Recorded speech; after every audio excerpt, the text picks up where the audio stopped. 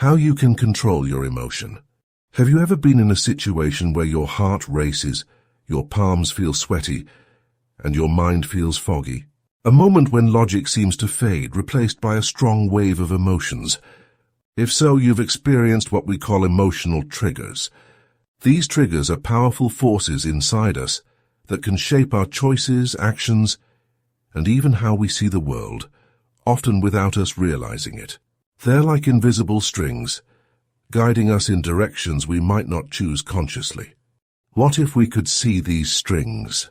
What if we could learn to recognize, understand, and even control how they affect us? This is where emotional awareness comes in. Emotional awareness is a skill that helps us handle difficult situations by allowing us to think more clearly, even when our emotions are intense. But why is this so important, especially in challenging moments? Imagine facing a high-stakes decision. The pressure is on and the result will have a big impact. In these moments, our emotions can act like a dense fog, blocking our view of the facts and clouding our judgment. We might make quick decisions based on fear, anger, or excitement, instead of carefully considering the full picture. This is when emotional awareness becomes our ally. By recognizing when emotions are influencing us, we can take a step back, breathe deeply, and make space for rational thought. It's like having an early warning system inside us that alerts us when emotions start taking over. Emotional awareness isn't just about avoiding poor decisions. It also clears the way for sharper thinking. When we manage our emotions well, it's like clearing fog from a windshield. Suddenly, we can see the road ahead more clearly, which makes navigating complex situations easier. So how do we develop this important skill? The first step is to learn to spot the emotional influences shaping our thoughts and decisions. These influences are often subtle and work below our conscious awareness, like underground currents shaping our thoughts. One of the strongest of these influences is called emotional triggers. Emotional triggers are situations, words, or memories that cause a strong emotional reaction. They're like hot buttons that, when pressed, can set off intense feelings. Common emotional triggers include feeling criticized, fear of failure or success, feeling overwhelmed, or sensing a threat to our status or relationships. Each person's triggers are unique, shaped by their life experiences and personality. To manage these triggers, we first need to recognize them. This requires self-awareness, which many of us don't usually practice. It means closely observing our emotional reactions, noticing patterns in what affects us, and being honest about our vulnerabilities. A helpful way to build this awareness is through mindfulness. Practicing mindfulness helps us observe our thoughts and feelings without judgment, allowing us to notice our emotional responses as they arise. It's like becoming a detective of our own mind, observing how we respond to different situations. As we get better at recognizing our emotional responses, the next challenge is managing them. This doesn't mean suppressing emotions or pretending they don't exist. Instead, it's about experiencing our emotions without being overwhelmed by them. One powerful technique for managing emotions is called emotional distancing.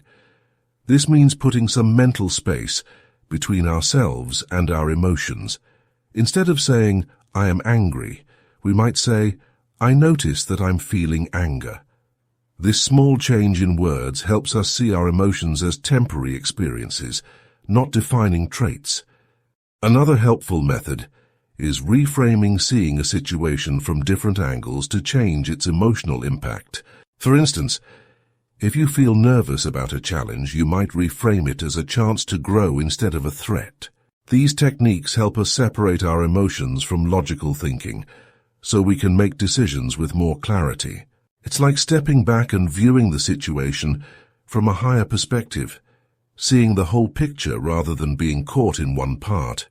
Like any skill, managing emotional triggers takes practice. A useful exercise is journaling about your emotional responses. By writing down what triggered you, how you felt, and how you reacted, you can start to see patterns in your emotional responses. Over time, this can lead to greater self-awareness and control. Practicing emotional control can be strengthened through role-playing, creating pretend scenarios that might usually trigger strong emotions. By simulating these challenging situations in a safe, controlled setting, you get the chance to observe and manage your emotional responses without any real-life consequences. It's like a fire drill for your emotions, helping you prepare for real-life challenges. As you start this journey of emotional awareness, you might wonder what results to expect.